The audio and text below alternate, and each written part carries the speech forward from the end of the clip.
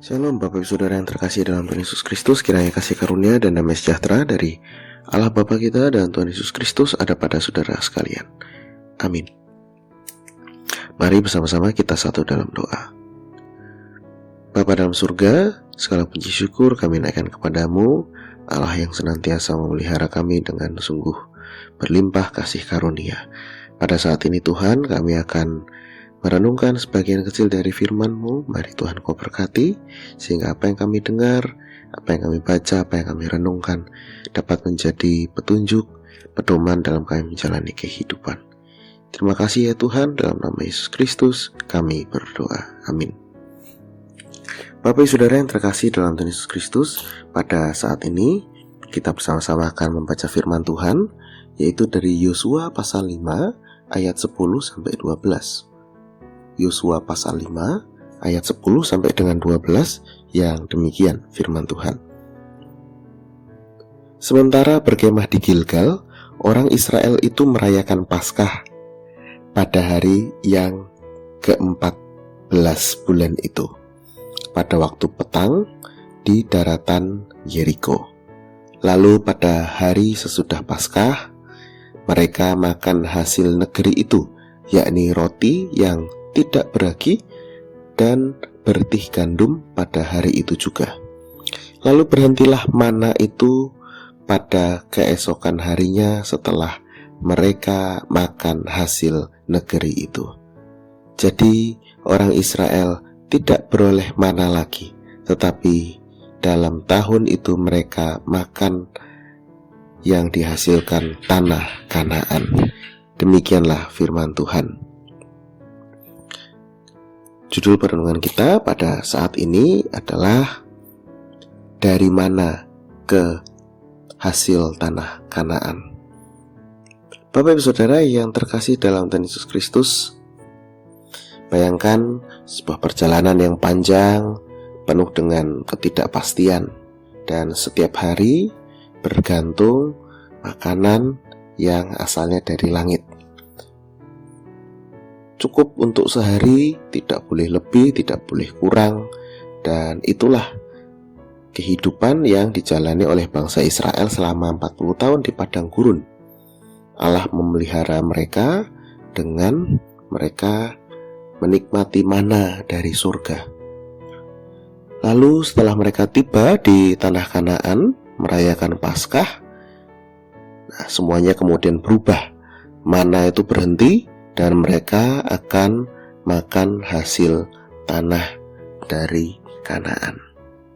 Tidak ada lagi mana dari surga, tapi mereka harus bekerja, kemudian panen, dan itulah yang mereka kemudian konsumsi. Bapak Ibu Saudara yang terkasih dalam Tuhan Yesus Kristus, Yosua pasal 5 ayat 10-12 menceritakan sebuah momen yang penting dalam perjalanan iman bangsa Israel.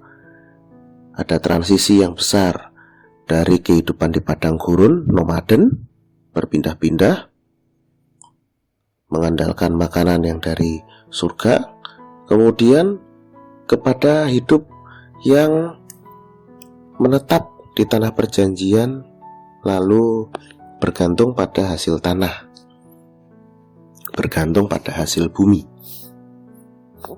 Ini bukan sekedar perubahan pola makan, tapi juga perubahan pertumbuhan rohani. Ya, mana melambangkan kasih karunia Allah yang memberi tanpa syarat, yang kemudian mereka menikmatinya selama setiap hari bertahun-tahun. Dalam keadaan apapun mereka pasti menikmatinya di padang gurun. Ketika masuk tanah Kanaan, mereka harus bekerja, bercocok tanam, mengelola berkat yang Tuhan berikan. Dan ini adalah perubahan iman dari yang di padang gurun menjadi iman yang kemudian perlu dipelihara seperti halnya bercocok tanam. Tidak bisa selamanya mereka hidup dari mukjizat instan, mana dari surga, tapi mereka harus kemudian berkawan dengan mengolah tanah yang dijanjikan oleh Tuhan, harus bersahabat dengan dinamika kehidupan yang naik turun. Seperti halnya mengolah tanah, ada kalanya panennya besar, ada kalanya tidak begitu banyak hasil panennya. Jadi Tuhan tetap memelihara mereka, tapi caranya berubah. Dulu dengan mana, sekarang dengan hasil bumi. Tuhan tetap setia, tapi mereka kemudian melangkah ke fase yang baru, fase yang berbeda. Dari mana menuju ke tanah Kanaan. Bapak Ibu Saudara yang terkasih dalam Tuhan Yesus Kristus, tidak hanya bangsa Israel, kita pun juga mengalami transisi dalam hidup kita. Ada masa di mana Tuhan mencukupkan kebutuhan kita dengan cara yang luar biasa, tapi ada kalanya juga kita mengalami masa di mana kita harus bekerja keras, berjuang, dan menuai hasil dari jerih payah kita.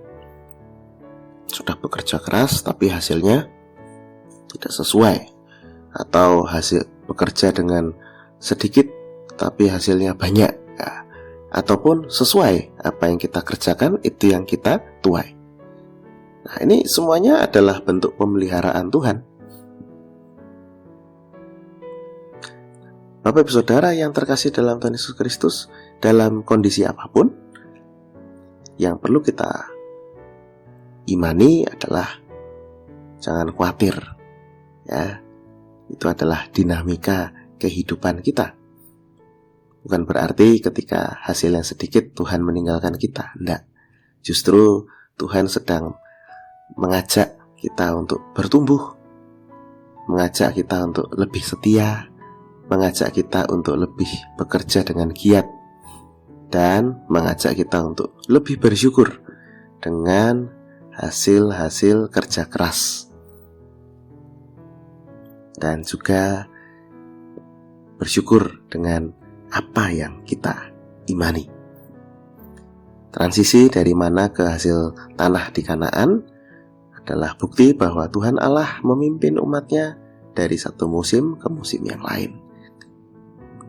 Memang bangsa Israel kehilangan mana, tetapi Tuhan sedang menyiapkan hasil tanah Kanaan.